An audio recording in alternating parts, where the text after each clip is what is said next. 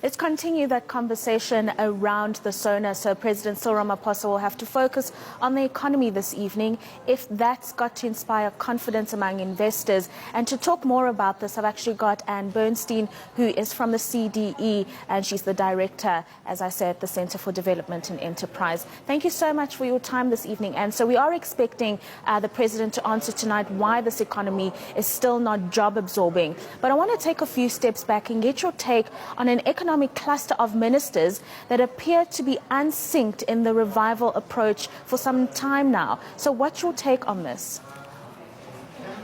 Look, I think two things. I want to comment on the social compact issue. Frankly, I think we should have a lot less talk about social compacting and a lot more leadership from the President.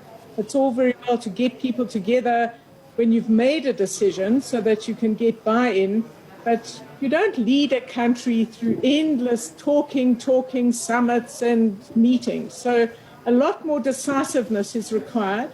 I think also we sit in a situation where every SONA, since 2018, when this president made his first speech at the beginning of Parliament, we have had promises made, but they are never kept.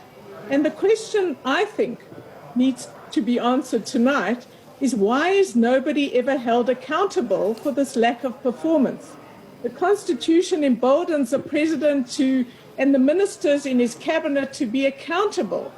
But if they don't deliver, why is nobody ever fired?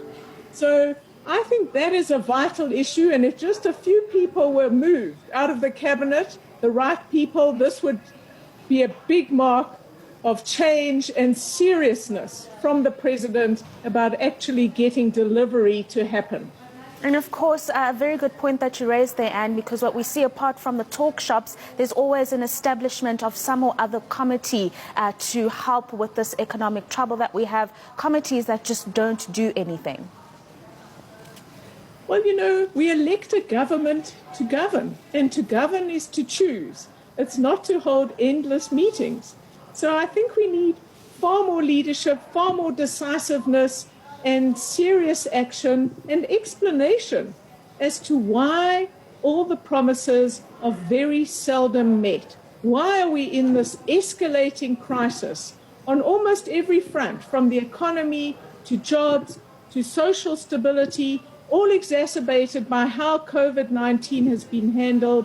And now I think the biggest governance failure of all has been how the government has failed to acquire vaccines in time. Why is it only in January that the Minister of Health and the Minister of Finance get together to discuss paying for this and sorting this out?